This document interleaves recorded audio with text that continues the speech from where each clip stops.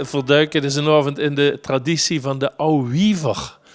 En die werd nog op verschillende plaatsen werd dat nog flink gevierd, de Ouwiever carnaval. En een van de plaatsen waar dat heel traditioneel nog gebeurt, dat is de Grunstraat. Dus we gaan de bezoek bij de Koetsche Gruuskes. En nu maar hopen dat ze geen bargoens kallen, want dan kan ik het niet verstaan.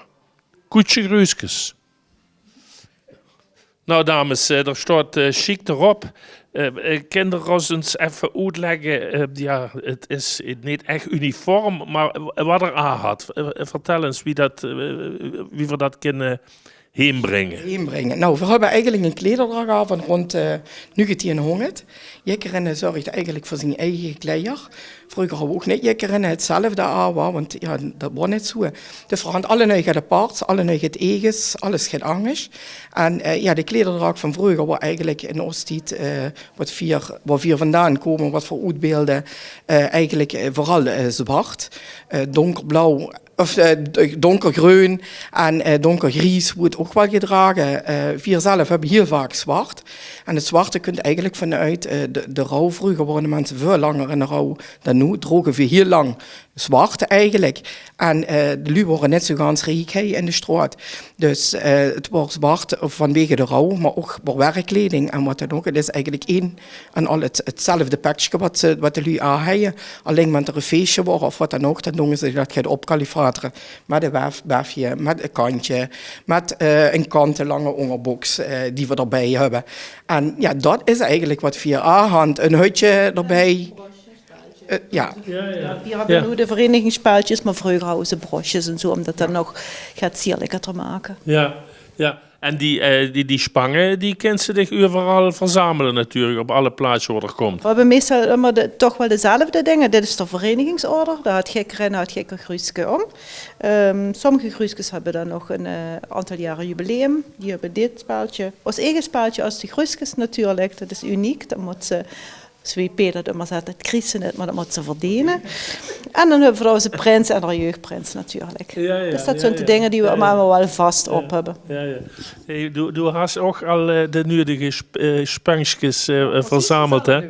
Precies dezelfde. Ja, vandaag ging ik andere op aan. Nee, maar dus dat bedoel ik. Maar daar staat natuurlijk wel al een behoorlijk aantal. Ja, dat ik 11 violetten worden, dan kreeg ze dat. Maar de rest hebben we immer hetzelfde op. Dan werd te druk en te veel. Dus dat is wel protocol dan? Ja. De dag zelf, wanneer het speltje kind dan is bij ons protocol, maken we het ophouden, houden we het op.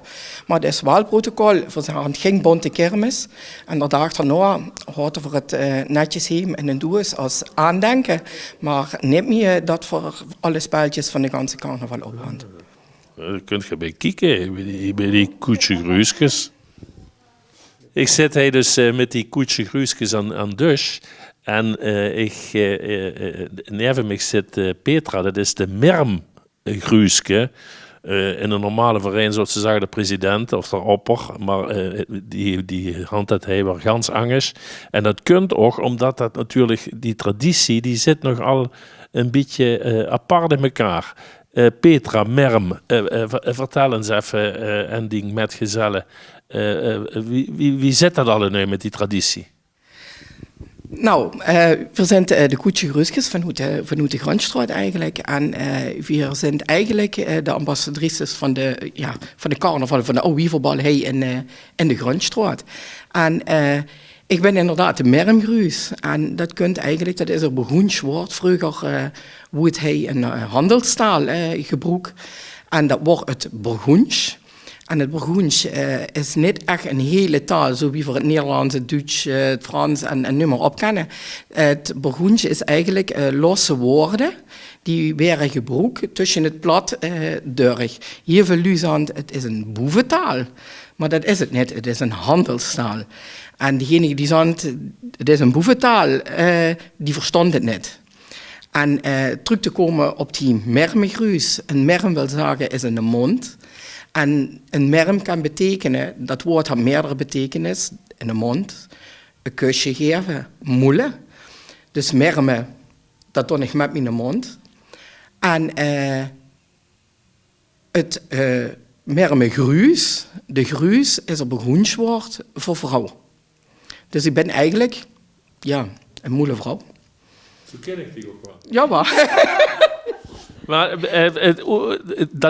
dat oude wieverbal is ooit een keer ontstaan uit het feit dat de manslui van hij die verkochte hoor.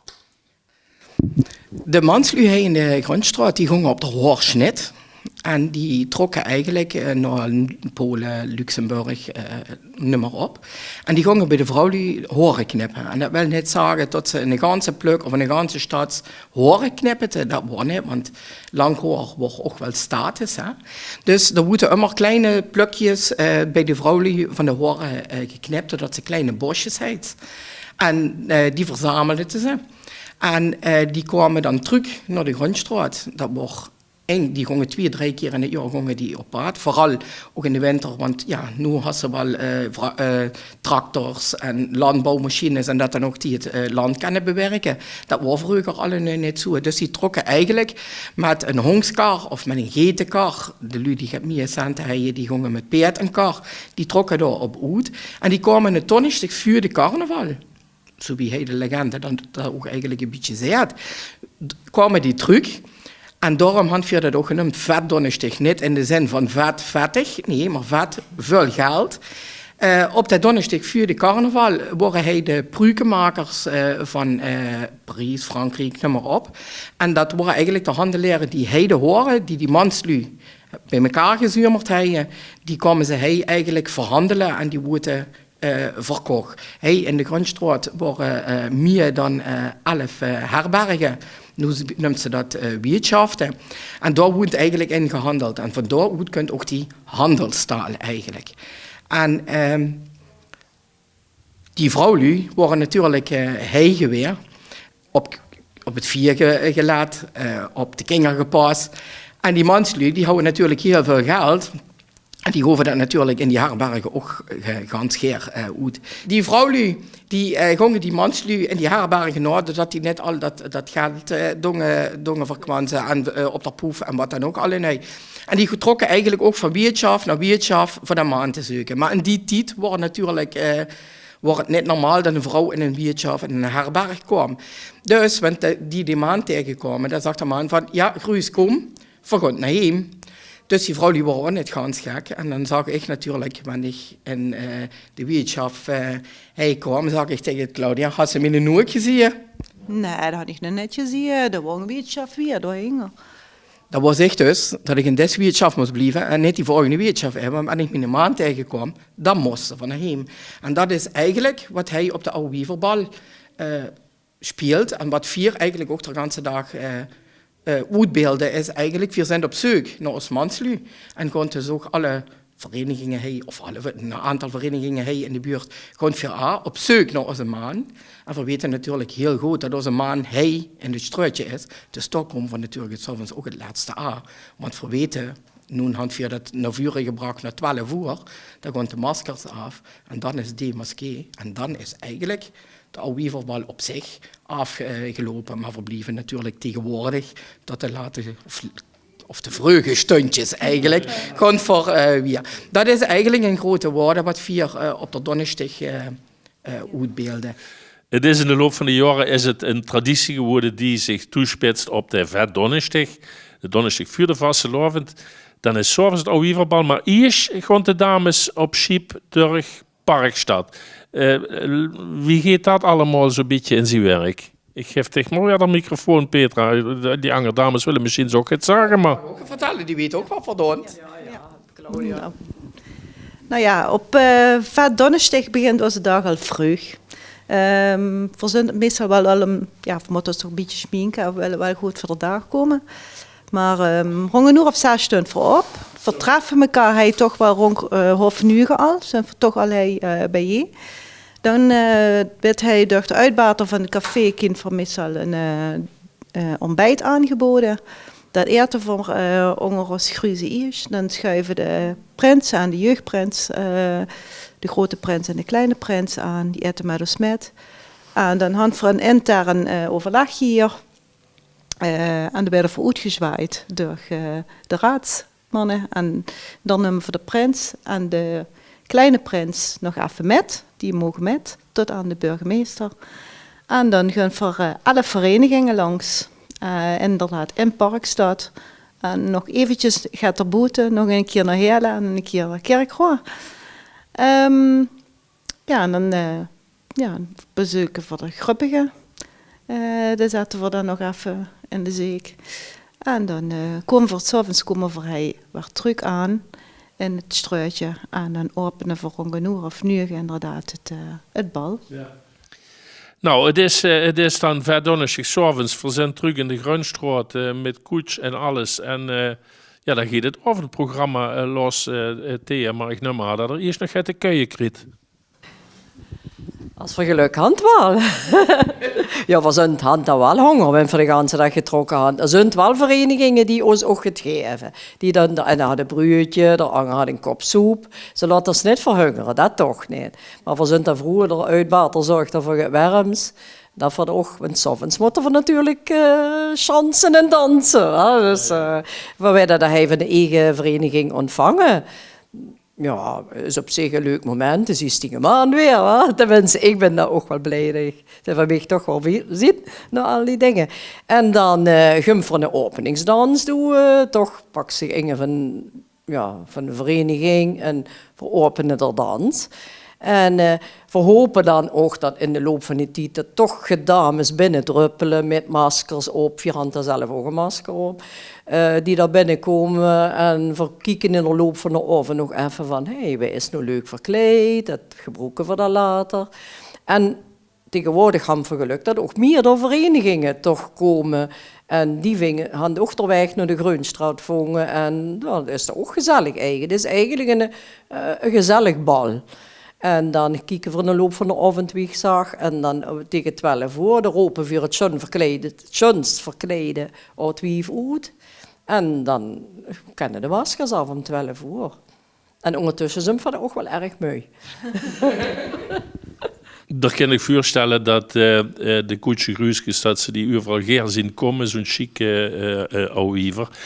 En die vriendschappen, die moeten ook alle nu onderhouden werden, want de koetsje Gruuskes zijn eigenlijk een jaar lang actief daarmet. Dat hield ook het een en ander in, Petra.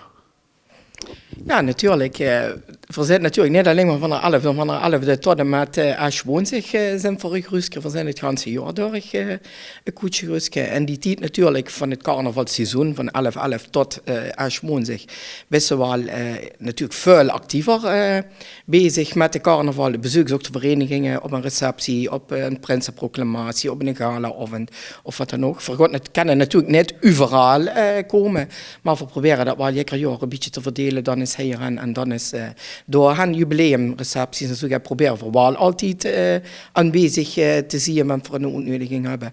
Het jaar door zijn we wel actief onder onszelf sowieso, want wat willen we het komend jaar van een rode draad hebben op de donderdag? Wat gebeurt er allemaal bij andere verenigingen? Kunnen we dat gebruiken op de donderdag en wat dan ook? En het kunt zelfs ook wel eens voor dat we in de zomer met een vereniging gaan afspreken. Zo hebben we dat eens een keer gehad met de Winkbullen. Dat we een keer in de Turingen zijn uitgenodigd, een hele rondleiding daar hebben gehad en uitleg. Dan is dat tijd voor. In het seizoen zelf hebben we daar alle nu zie en vier ook veel te druk voor. Zo zijn we ook wel eens een keer een Egelse geweer, die hebben ook een heel mooi verenigingslokaal gekregen met heel veel geschiedenis die daar uitgestald staat. Daar willen we ook nog een keer gaan om dat boet in het seizoen te doen. We hadden eens een keer een speurtocht gehad met een vereniging en noem maar op. Dus het is niet alleen maar tijdens het carnavalseizoen. Het kunt natuurlijk ook wel eens voor dat ze een Kerkroo loopt of een Broensum loopt. En dan denk ik van, dat man, dat kan ik. En dan zeggen ze, hoi. En dan kijken ze dingen aan en denken ze, wie is dat? Ja, de best van Brokkelse, de best van Remburg. Ja, maar waar mocht ik daar? Ja, ben ik goed. Ja, ik hou die gar niet herkant, want ze dat pakje niet uit. Dat geven we natuurlijk ook heel vaak te huren, maar ook engagement dat u ons aanspreken. En dat is dat ze denkt van, goh, waar is dit? Maar dat is wel een teken dat er toch een verbondenheid is. En niet alleen maar van 11/11 tot Asch Woensdag. En dat is eigenlijk het hele fijne van de vriendschap die we in al die jaren met de verenigingen toch gesloten hand en opgebouwd hand. We weten ineens zoveel meer over de oude-wiever-traditie en vooral die van de Grunstraat. Nu had ik nog één vraag. De ganse tijd staat de bel op hun dus. Wat had hij nog voor een functie, Petra? Die bel had de letterlijke functie dat we de carnaval inluiden op onze Verdonnestig. Overal waar we aankomen, kunnen de lui eigenlijk van wie al huren dat we er aankomen, want het is echt een schelle, helle bel. En dat is de functie die ze had wanneer we aankomen. De bel had ook een functie wanneer we grond. Het Marlaan is normaal bij ons de belgruis en dat houdt de tijd in de gaten, want we komen natuurlijk op zoveel plaatsjes en zijn aan bepaalde tijd gebonden. Want de eerste bel gaat, dan weten we voor 10 minuten. Dan ga ik 10 minuten, dan kan ik mijn glas leeg drinken, mijn gesprek afronden, ben ik nog moet plassen, kan ik nog gaan plassen. 5 minuten later gaat die bel nog een keer, dan weet ik, nu jas aan en we moeten vertrekken. En dat is eigenlijk de bel, wat die bij ons wil zeggen. Het letterlijke wat ze eigenlijk betekent, is dus eigenlijk ook het inluiden van de carnaval.